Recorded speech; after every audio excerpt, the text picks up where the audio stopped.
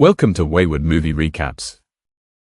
Four masked intruders, meticulously prepared, break into the luxurious home of a wealthy family of three, aiming to seize their vast fortune. However, the night takes a turn no one could have anticipated. The story follows Mr. Miller, an ultra-rich diamond merchant who lives with his elegant wife, Mrs. Miller, and the teenage daughter, Lily, in a grand suburban villa. Recently, Mr. Miller has been consumed by work and is rarely home. One evening, he arrives home earlier than usual. Thrilled by his presence, Mrs. Miller prepares an extravagant dinner and dresses up, hoping for a warm family evening. But her hopes are quickly dashed when Mr. Miller announces that he must leave for an urgent business meeting and won't be staying for dinner. Disappointed, Mrs. Miller listens as he insists that all his efforts are for the family. But to her, it's just another excuse, one she's heard too many times. As Mr. Miller prepares to leave, the intercom buzzes. A man claiming to be a police officer says he's investigating a nearby home invasion and asks to speak with the family via their surveillance camera. Mr. Miller doesn't clearly see the man's face, but spotting the badge on the uniform, he opens the gate without hesitation.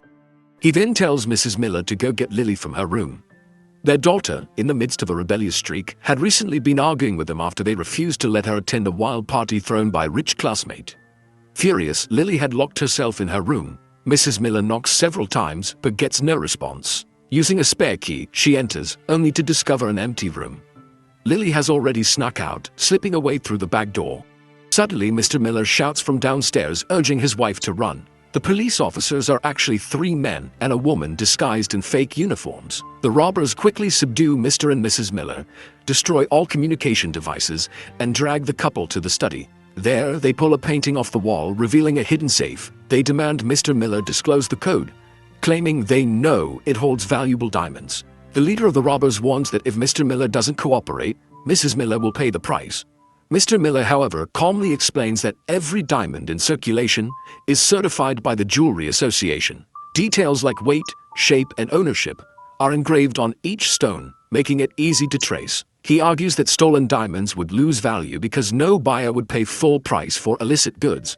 Instead, Mr. Miller proposes a collaboration. They stage a robbery, file for insurance claims, and he removes identifying marks from the diamonds to sell them anew. This way, no one gets hurt, and everyone profits. The leader hesitates but is interrupted by a younger member who accuses Mr. Miller of stalling. The young robber claims to have seen Mr. Miller receive a package of diamonds and a large sum of cash recently. He suggests abandoning the diamonds and just taking the cash instead. At this moment, Mrs. Miller recognizes the young robber's voice and physique. It's the same man who recently installed their security system. She remembers him as a charming and handsome technician. Realizing how the robbers know so much about their home, she keeps quiet, fearing they might kill her to silence any witnesses. The robbers continue pressuring Mr. Miller for the code, but he refuses, believing the code is their only leverage to stay alive. Frustrated, the leader threatens to inject Mr. and Mrs. Miller with a sedative, claiming they just want money, not lives. The couple would wake up safely once the robbery was over. Mr. Miller remains skeptical, refusing to cooperate unless they let his wife go. Tempers flare when a violent robber loses patience. Holding a knife to Mrs. Miller's throat, he threatens to kill her immediately. Panicking, Mr. Miller doesn't expect the young robber to intervene. The young man, infatuated with Mrs. Miller, can't bear to see her hurt. He draws a gun and points it at his companion, creating a tense standoff. To prevent internal conflict, the leader moves Mrs. Miller to the kitchen. The leader, who is the young robber's older brother, knows about his siblings' obsession with Mrs. Miller. Moreover, it seems Mrs. Miller and the younger brother share a secret flirtatious relationship. Using this as leverage, the leader blackmails Mrs. Miller to convince her husband to hand over the code. She reluctantly agrees, but secretly pockets a sedative syringe from the leader's pocket. As they return to the study, a voice suddenly echoes from the living room. It's Lily, calling for her mother. Mrs. Miller screams for her daughter to run, but it's too late. The robbers quickly capture her. It turns out the party Lily attended was hosted by an unstable, drug-addicted rich kid. Seeing Lily's beauty, he opened his drug stash and invited her to join him in getting high. Lily, unwilling to hang out with the troublemaker at the party, leaves midway and sneaks back home through the back door. However, she unexpectedly stumbles into the ongoing robbery, becoming an additional hostage. The robbers finally reunite the family of three and begin playing on their emotions. The leader claims to have a poor, sick mother who has been severely abused by her father. She needs $180,000 for a kidney transplant, and that's why he had to resort to robbing the Miller family. He threatens that if Mr. Miller doesn't give up the safe's code, he will take one of Lily's kidneys. Upon hearing this threat against her daughter, Mrs. Miller snaps. She grabs the robber leader's neck with one hand and pulls out a syringe with the other. The leader had previously said that the sedative was intended to knock all three of them unconscious, but if injected into one person, it could kill them. Mrs. Miller threatens the other three robbers to let Lily go or she will kill their leader. The robbers reluctantly comply but immediately threaten Mr. Miller that if he doesn't open the safe, they will bring Lily back. Mrs. Miller, on the verge of breaking down, screams at her husband to comply. Finally, Mr. Miller gives in. To everyone's shock, the safe is empty. The robbers and Mrs. Miller are stunned. Mr. Miller admits that he was fired by his boss and is now bankrupt. The villa is about to be repossessed by the bank for failure to repay the mortgage. The diamonds and cash the robbers had seen earlier were not his. He had been surviving on a small commission as a diamond broker. The robbers don't believe him and force him to reveal where he hid any other money. They then bring Lily back. The villa is isolated with no neighbors and Lily can escape far enough to get help. The young robber recalls that Mr. Miller has a prized silver suitcase. They open it, but inside, there are only diamond certification files, not money. The leader, frustrated and angry, beats Mr. Miller and threatens to remove Lily's kidney. Mr. Miller still insists he has no money and offers to give up his own kidney instead, pleading not to hurt his daughter. The leader, in a fit of rage, holds Mr. Miller down, drawing a knife and making it look like he's about to perform the surgery. But seeing that Mr. Miller shows no resistance, the leader hesitates. It turns out the leader's mother had died years ago from alcohol abuse. His earlier claim that she was sick and needed a kidney transplant was a lie, meant to elicit sympathy from Mr. Miller. The truth is that Mr. Miller is either really broke or values money more than his life. Seeing that Mr. Miller will not budge, the robbers search the house for more valuables. They notice a photo of Mrs. Miller wearing an expensive diamond necklace. They tie up Mr. Miller and Lily again, forcing Mrs. Miller to lead them to the necklace. While the robbers are distracted, Mr. Miller and Lily use a lighter to try to burn through the tape binding their hands. The robbers find the necklace, but seeing that there is nothing else of value in the house, they remove their masks, preparing to kill the family and leave. Mrs. Miller takes the chance to secretly tell the young robber that if he saves Lily, she will let him do whatever he wants. The young man, infatuated with Mrs. Miller, immediately runs to plead with his brother, the leader, for her to be spared. For his brother's happiness, the leader tells the female robber to take Lily to the bedroom. He decides to kill Mr. Miller in front of Mrs. Miller to break her spirit, ensuring she will follow his brother from then on. Unexpectedly, Mr. Miller makes another startling confession. The necklace Mrs. Miller is wearing is a fake. The real one had already been sold to pay off debts. He explains that the real diamond is incredibly hard and if they hit the necklace, they can tell it's fake. The leader, skeptical, tries it, and the necklace shatters. At this moment, the leader's mindset crumbles. In a fit of rage, he reveals to Mr. Miller that he and the female robber are a couple, and that they are both drug dealers. A few days earlier, they were robbed by masked men who took $180,000 worth of goods.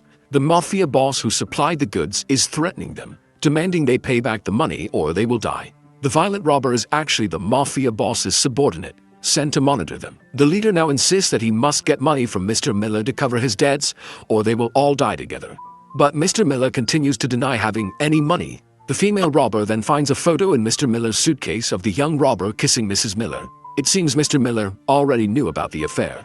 This explains why he is so stubborn. Perhaps because he's lost all hope and doesn't want to live anymore. At the standoff, the mafia boss calls again, demanding his money. The leader vents all his frustration on Mr. Miller. Mrs. Miller rushes to protect her husband, only to be knocked down. The young robber, furious that his goddess is hurt, rushes to save her. The leader, growing impatient, confronts his brother. The tension reaches its peak as the young robber, whose mental instability has been building up, is provoked by his brother's comment. His emotional state escalates and he almost fights his brother. Just then, the doorbell rings. It's a security guard from the security company who came to verify the house after the alarm was triggered earlier.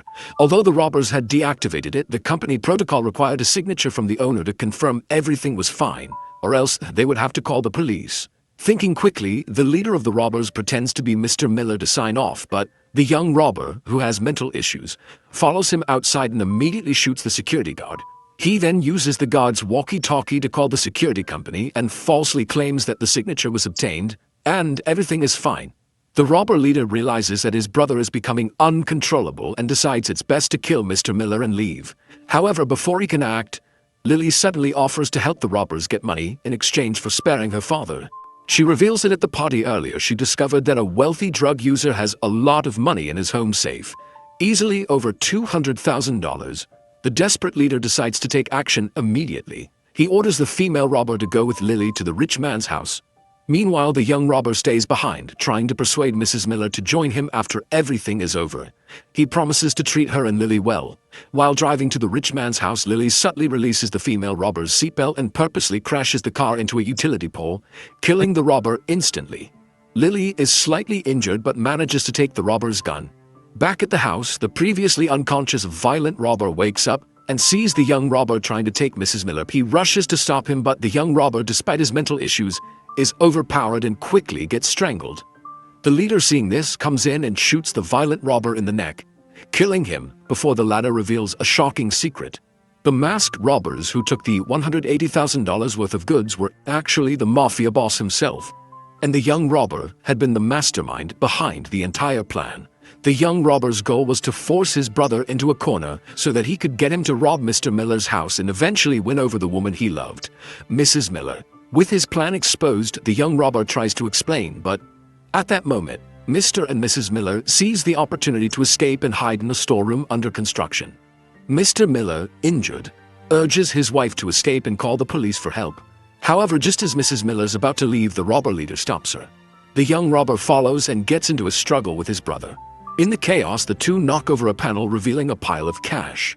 It turns out Mr. Miller had been hiding a large sum of money. Upon seeing the cash, the leader decides to kill Mr. Miller and take the money. Just then, Lily arrives, and realizing the female robber is likely dead, the leader switches his target and aims to kill Lily instead. However, the young robber, in a moment of clarity, shoots his brother to save Lily. The leader is killed. Lily is stunned and confused by the situation, but the young robber seizes her gun and takes control. He once again tries to convince Mrs. Miller to leave with him, claiming that Mr. Miller hid the money because he knew about their affair and was preparing to divorce her. Mrs. Miller, now realizing how hard her husband has worked, learns that he kept the money to leave something for his family after selling the necklace. The real truth is revealed. The young robber had used his position at work to steal surveillance footage of Mrs. Miller and used it to manipulate Mr. Miller into thinking she had been unfaithful. Despite this, Mr. Miller silently bore the pain and never confronted his wife. After hearing everything, Mr. Miller decides to set fire to the money and give his family a chance to escape. He lights a fire with a nearby lighter, and the flames quickly spread. As the money burns, the young robber tries to salvage some of it, but Mr. Miller takes advantage of the moment and uses a nail gun to pin the young robber's foot to the ground. The young robber, enraged, raises his gun to kill Mr. Miller, but Mrs. Miller intervenes, standing in front of her husband. The young robber, desperate, lowers his gun and attempts to embrace Mrs. Miller for a final death, but Mr. Miller picks up the gun and shoots him dead. With the young robber dead, Mrs. Miller and Mr. Miller help each other escape the fire. Their family, after all they've endured, embraces each other tightly. The money is reduced to ashes, but to them, it no longer matters. This entire series of events could be summarized as a high-stakes drama filled with deception, emotional turmoil, and desperate decisions. It also draws a comparison to some of Nicolas Cage's film roles, with tight pacing and a solid story. The actress Nicole Kidman's involvement only enhances the film's appeal, especially for fans of suspense and crime thrillers. That's all for today's recap. See you in the next one. If you enjoyed unraveling this story, subscribe and turn on notifications for more deep dives just like it. See you in the next one. Thanks for watching.